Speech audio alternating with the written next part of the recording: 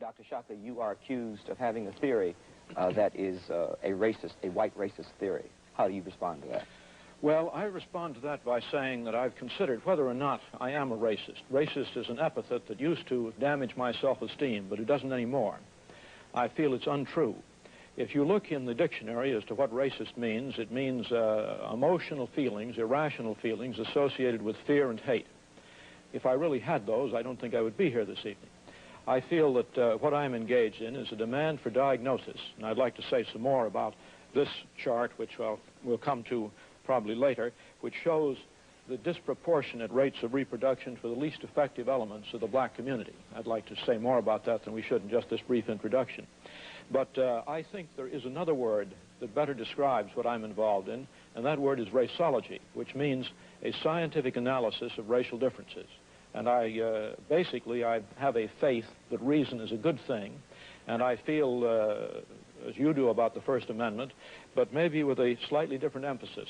I think the really important thing about the First Amendment is it is a way of guaranteeing a high likelihood that truth will emerge as a result of conflicting ideas being expressed, and I have a thesis and a basic belief that truth is a good thing and will be of benefit to man. But now let me say this chart that I held up a moment ago is very important in respect to this question of why I think there may be what proves a basic difference, but I'm going to say that if there were not a basic difference in intellectual capacity in the past, there probably will be a basic difference between black and white intellectual capacity in the future, simply because of the reproduction patterns.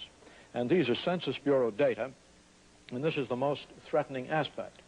And what it indicates is that for the black women of the lowest intellectual social class, which are rural farm women, generally the education is least, the average number of children is 5.4. For women with college degrees, it's 1.9. And so this is definitely unfavorable. It is reproducing far more at the bottom end and not enough to keep even at the top end. Dr. Shockley, can for whites, let me just finish this. For whites, the numbers are also in this direction, but nowhere nearly as severe. Dr. Shockley, I think that in all fairness, you should explain to the audience why it is that you have, first of all, you have a very large segment of the black population who are on farms, who are deprived in cities. Why don't you explain at the time that you're showing this, who is keeping black people in a situation like they're in? I mean, it could be, you could turn it around the other way, where you could have very large numbers of black people who are exposed to educational opportunities like white people, who are exposed to housing, who are exposed to health facilities. Why don't you explain that at the same time that you put figures like that? I'm sure you would explain it to Dr. Welsing, but one must say first things first. And you've raised the basic question there, and that is whether the disadvantages are primarily a lack of opportunity or whether they are primarily a basic genetic difference. And let me mention one thing, which is that in certain areas there is no doubt about black superiority. Blacks are superior in visual acuity, and they're superior in a systematic way. Now, I don't expect that people will understand the details of this, but I simply want to show that quantitative work can be done. This happens to be a research job of my own, and what it shows, because these points that you see here lie on a line, which is not the central line, but they lie systematically on a line. What it says is that so far as visual acuity is concerned, blacks are systematically better than whites. It's as if their bell-shaped curve, their distribution curve, were pushed upwards compared to whites for visual acuity, or at least for the avoidance of bad eyesight, such that if the same shift occurred for IQ, it would mean that the average IQ distribution would be up by 9 points rather than down by about 15 points, which is the typical average. Yes, I was wondering if Dr. Shockley would explain the basic difference between the course he is taking in explaining white supremacy and the course that Hitler took during the Nazism reign. Thank you. Well, there are enormous differences. In fact, the lesson to be learned from Nazi history is frequently very misunderstood, and it is a lesson which Mr. Brown has told us about earlier. It's the First Amendment. It's not that eugenics is intolerable. Actually, the eugenic programs, which are the opposite of dysgenics, eugenic programs are not inconceivable. They're not inhumane. Denmark has been carrying out programs with strong eugenic implications for maybe 30 years. And it's important to note that since World War II, Denmark's per capita homicide rate dropped and is now approximately 1/20th.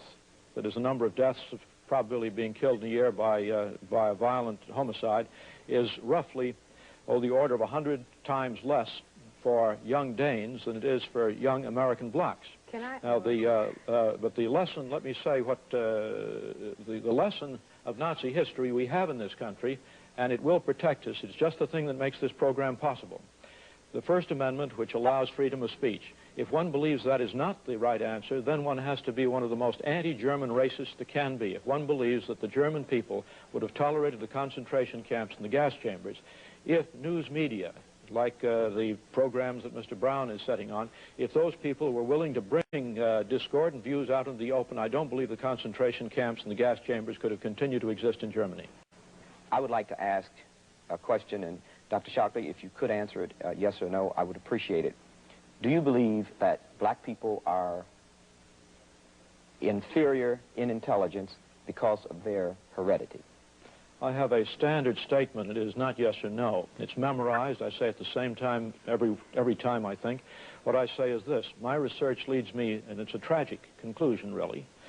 My research leads me inescapably to the opinion that the major cause of the American Negro's intellectual and social deficits is hereditary and racially genetic in origin, and thus not remediable to a major degree by practical improvements in environment. All right. If you believe that the position relatively of black Americans to white Americans is based on a genetic inferiority, and I will accept the responsibility for that word, then what do you see as the solution to the problem?